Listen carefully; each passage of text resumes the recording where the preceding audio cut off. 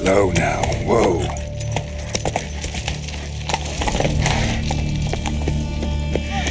Damn it, it must still be here. In the cellar, gotta be.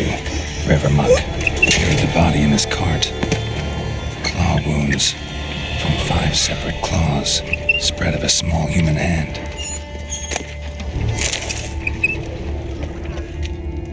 Woman from the inn was wearing this coat. Massacred by a vampire. Not an Ekimara, though, or a Fletter. Bruxa, gotta be. Fell down the stairs, broke his neck.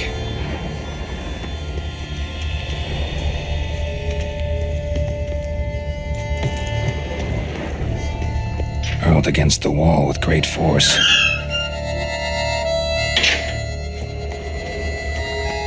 Used this to batter down the grate. Took a lot of strength to batter this down.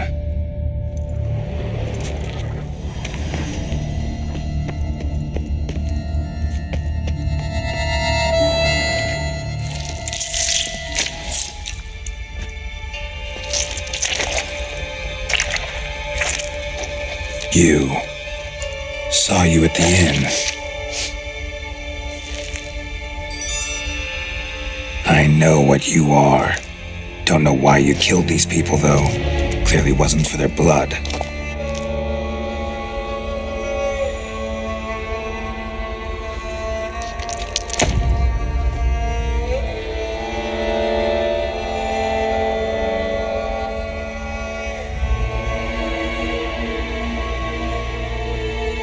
We don't have to fight.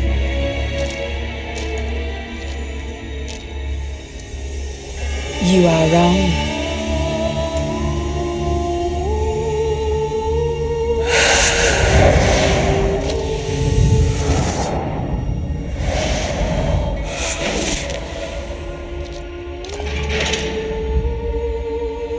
I cannot let you leave.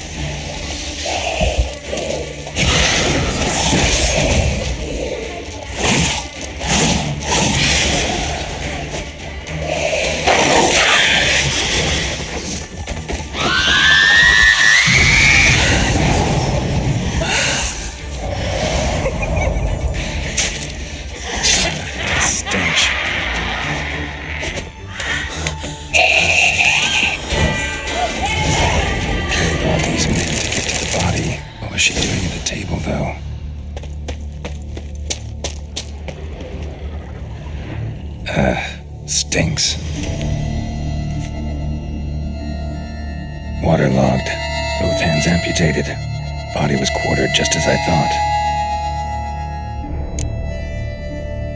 Laid in water for some time. Head swollen, and something took a few bites out of it. Something in the throat. A pouch bulging with coins. Nilfgaardian florins from several different provinces. If the murderer did this, Means we're dealing with a sentient thinking beast.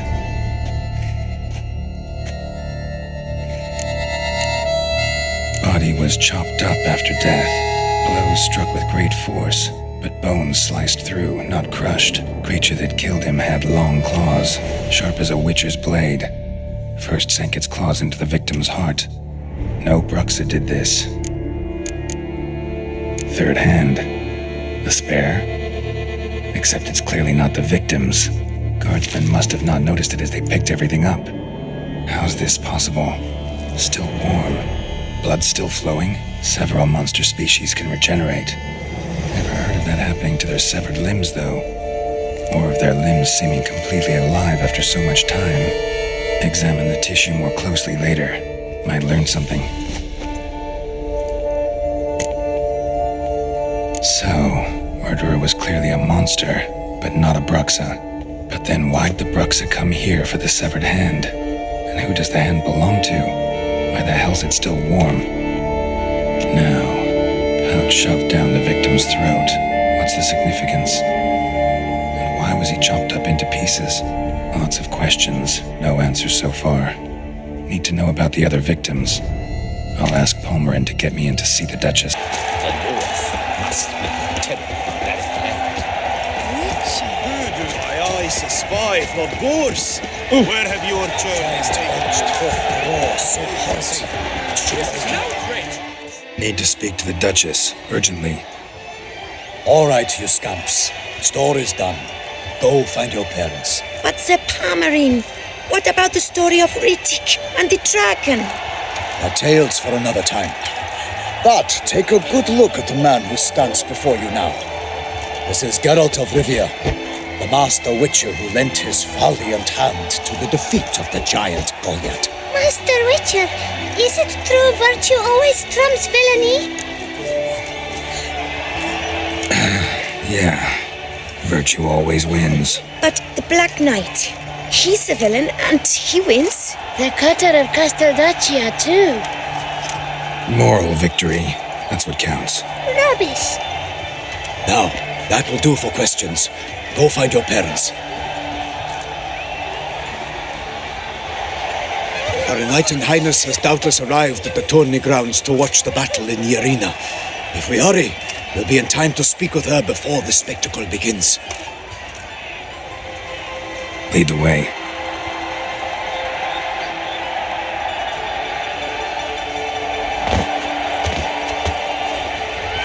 Who's fighting?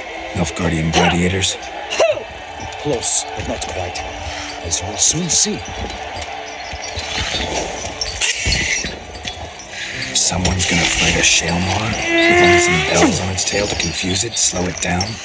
Whatever is the problem? The beast is a gift from the Emperor, no less.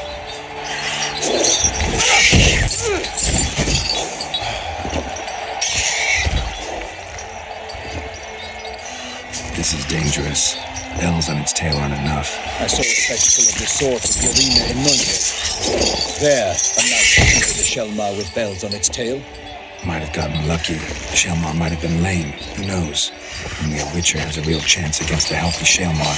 And that's not even every witcher. Besides which, releasing a monster that dangerous in front of a crowd, plain irresponsible. Let's go.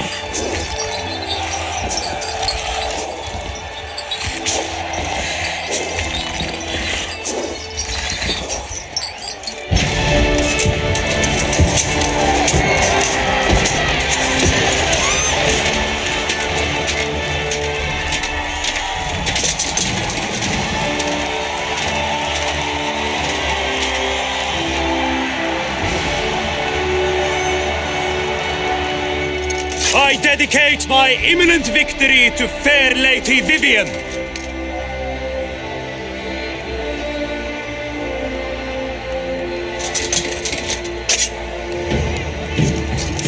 It's begun. The fight shall have to end first. We must wait.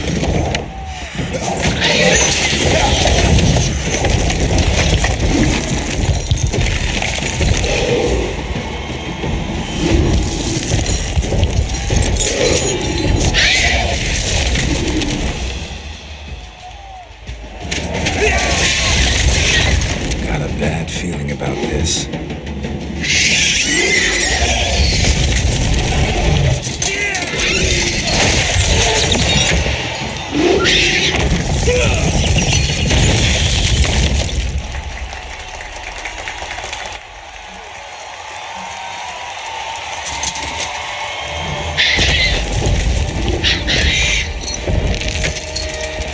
Damn it.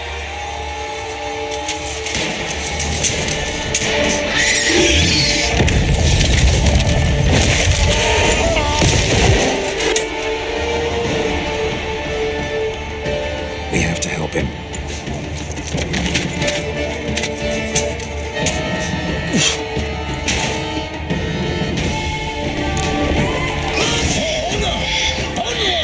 Gotta keep it down. Can only tell what the only hears us. Alas, the beast heaved its foul girth, let loose a roar, and dropped into earth. Out came the Witcher in one mighty bound, to give fight to the beast, its plans confound.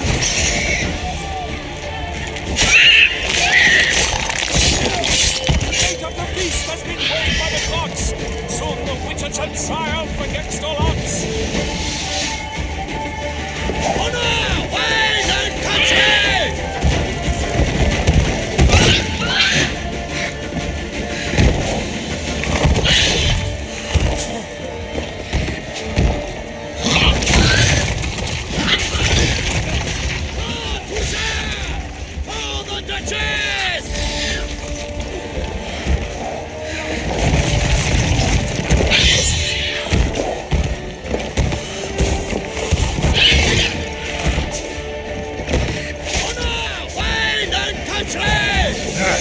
The Witcher waited till the time was due, then 12 danced and spun, struck the monster like fool.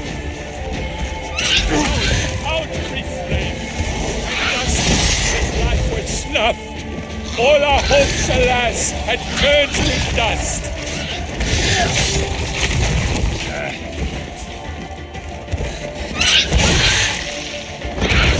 He comes the ocean and set fire to the woods.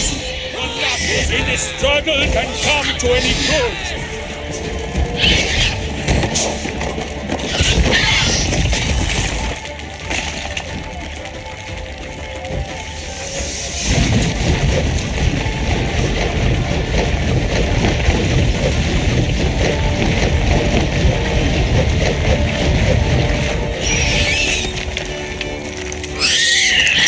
Oh, leaves of the love's first spurt. So the Witcher wooed the Selma, then its foul Gonna hang your head for myself.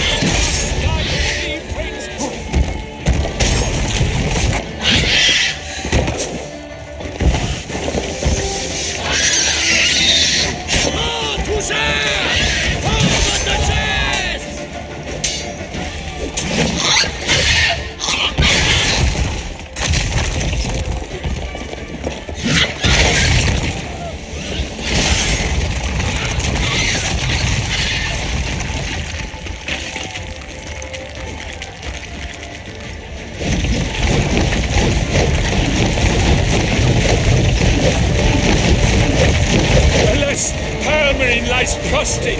He has breathed his last breath. Avenge, ye Witcher! Fight bravely unto death!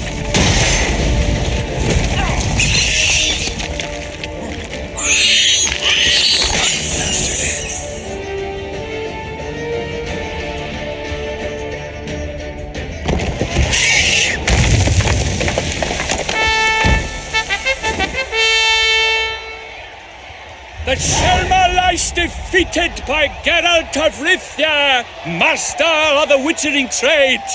Behold, as the last gasps of life seep from the beast.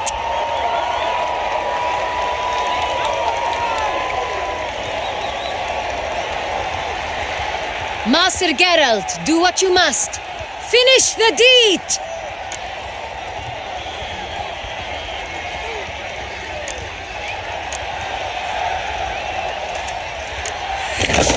It suffered enough.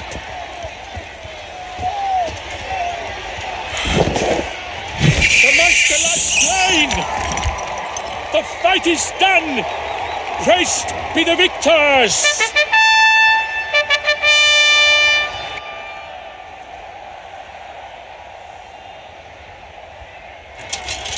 Forgive me. I am not as nimble as in my younger years. You fought bravely. Thanks for your help.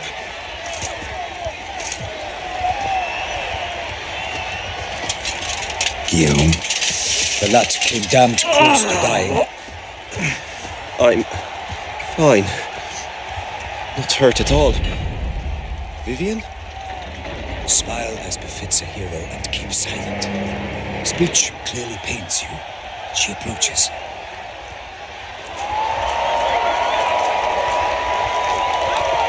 Geralt. We must talk. Vivian. You shall talk later, in the medic's tent. Geralt, magnificent, breathtaking. Your Grace. We knew that to summon you was a brilliant idea. We are delighted, ravished to have struck upon it. And I'm truly, honored. See to our young hero. Hop, hop. For we must make off with Geralt. We should talk. We had been long awaiting your arrival. Had nearly lost hope. Then suddenly, that entrance, so spectacular. Your Grace, my contract. I'd like to discuss it. Naturally, but not here. We shall need Damien. He led the investigation pending your arrival. But wherever could he be? Come, we must find him.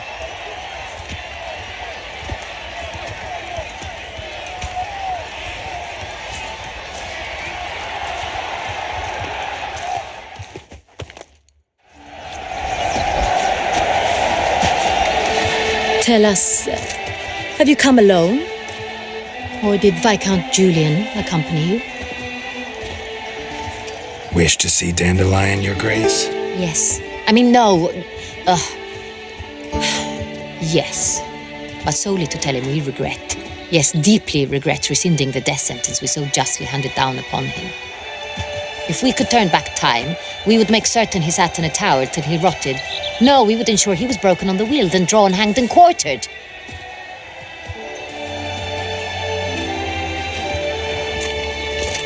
Ah, the very man we would entrust with these tasks. Damien de la Tour, captain of my personal guard. Your Grace, Witcher. Greetings. I examined the body of the beast's last victim. Might have found something. Need to analyze it. A quiet place, that's what I could use most right now. And maybe the help of an alchemist or a mage. Also like to hear all you know about the previous victims. Take it Sir de la Tour is my man for that. Firstly, call me Damien, please. Secondly, you should know I spoke against summoning you here. I've heard much about you. You bring trouble, or thus far have, always. And we've enough trouble as it is. Yet we are capable of defeating the beast on our own, without an outsider's help. I've no doubt about it. Damien, we settled the matter of the Witcher's employ some time past. Definitively. Since you have broached it nonetheless, let us discuss Geralt's pay. Are the legends true? Do Witchers usually demand that which you find at home, yet did not expect?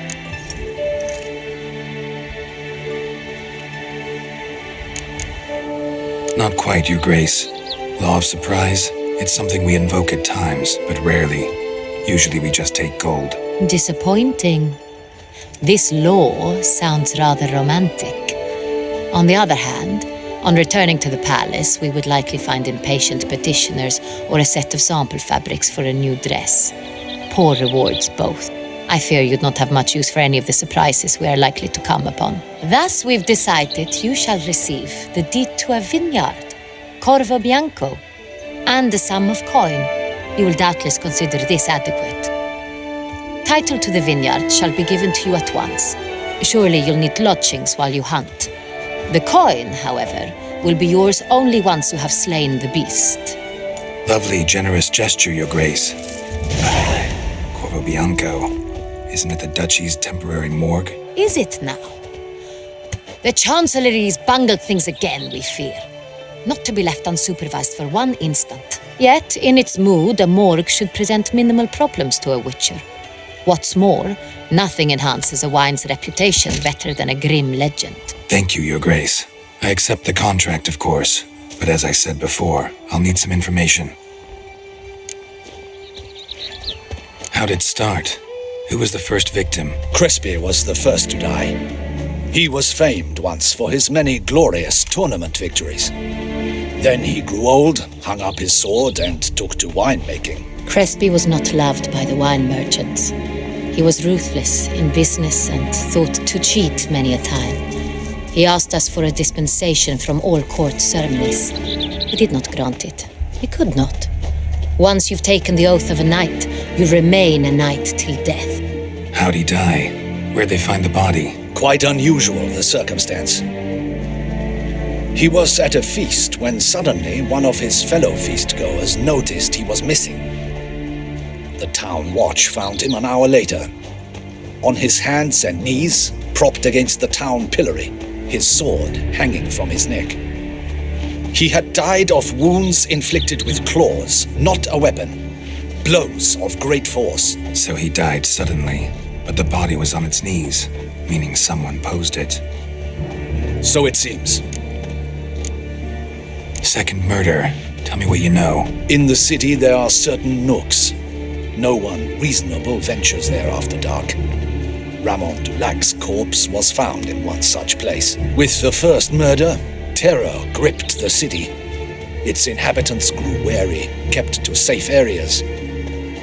Consequently, news of the second victim came to us from a group of concerned cut-purses. Criminals fear the beast?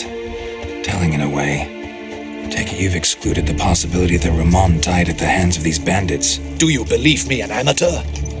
Not hands, but claws killed Ramon Dulac. The wound was deep, clean. His body was found in the gutter, dressed in nightshirt and cap, a pillow placed under his head, and his sword replaced by a bed warmer. Ramon Dulac, a knight who but a dozen years past was an advisor to our father, the Duke. Someone went to a lot of trouble to make him look ridiculous. Maybe revenge was the motive. It's not out of the question. Dulac had shady dealings with the criminal underworld, but no one ever came forth with concrete proof of any misdoings. So, first two victims were knights, best years behind them. The same could be said of the third. Sir Delacroix was wont to claim that in modern times knights face new challenges, enterprise being the latest addition to the chivalric virtues. He made a veritable fortune in the grain trade. Palmerin even nicknamed him Sir de la Stinchi. Found a coin pouch on his body. Contained florins dating from various times, hailing from different provinces of the Empire. Delacroix loved coin, true, but had no patience for numismatics. Lots of similarities between the victims. All the bodies were found in strange places under extraordinary circumstances. Seems the murderer, whoever or whatever it is, has some meaning to convey. These were honorable men. We are horrified by the disdain, the disrespect with which they were treated. These were knights of Toussaint. Blast it. Might be the point. From what you say, none was a model of virtue. Ever considered that's what the beast's trying to draw attention to? All the murdered men were knights who swore fealty to the 5 chivalric virtues. And even if Knights of Toussaint swear fealty to what virtues exactly? honor, wisdom, generosity, valor, and compassion. Beast seems to be pointing up moral decay, denouncing it. Victims were all humiliated. Might have been murdered to emphasize their lack of specific chivalric virtues. Honor compromised by the pillory. Wisdom by ridicule. Generosity by a coin pouch shoved down a throat. It seems to fit, true, though not perfectly. Can't discount the theory if it's on the lips of everyone in town. Say our reasoning's right. Next murder will be just as showy and denounce the victim's lack of the fourth virtue, valor. We can also assume that victim will be an elder knight. Let's think. At the moment, all the knights are either at the tourney grounds or in the palace gardens. Our annual hare hunt shall begin there shortly. Have you heard of the custom? Milton mentioned something. Seemed excited to prance around in a bunny costume. Not sure why. Hang on. Strange circumstances, a night advanced in years, the famed cowardice of rabbits. Could it be that simple? Is Milton de Peyrac Peyren the next victim? Milton also knew Delacroix. Told me so down by the river. Damien! To miss something so obvious. De Peyrac Peyren, Crespi, Delacroix, and Delac formed the nightly team. It was years ago, but... Your Grace, we need to find Milton, immediately. Rather problematic. You see, the garden entertainments are due to start, and he's disguised as the Hare, hiding somewhere, waiting for some tipsy courtiers to find him. The Hare's hiding place is a carefully guarded secret. We must call off the game, at once. First and foremost, we must remain calm. Damien, order the garden searched immediately, but discreetly. By no means can we disrupt the festivities. Panic will only incite the beast to strike sooner. And you, Witcher, follow me. My gardens, my night, I shall take the fall. A murder is out of the question. I will not allow it. Not near my palace. Horses? Ready our horses!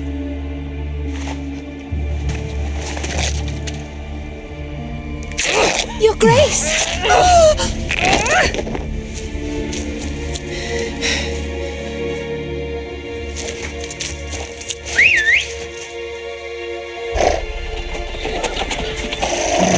What the hell?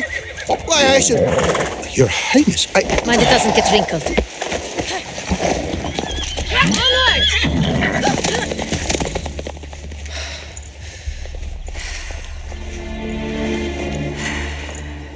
Hey! That is silk! Be careful! Give it to me!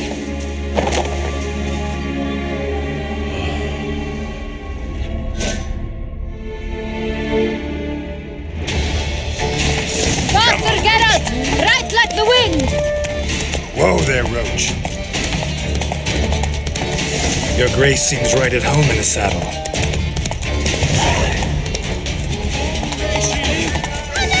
This way!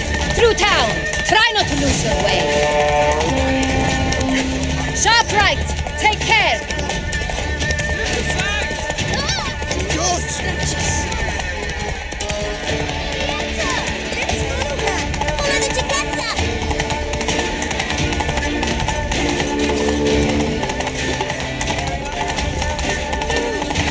It's her! It's her! Clear a path! Clear the way, I said! Is this part of the game?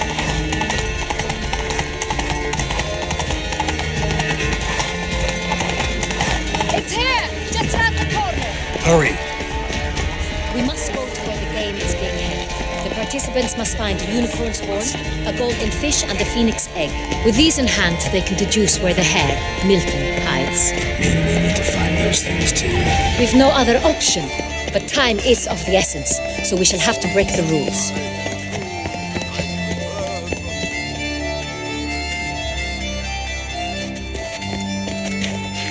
On second thought, through here.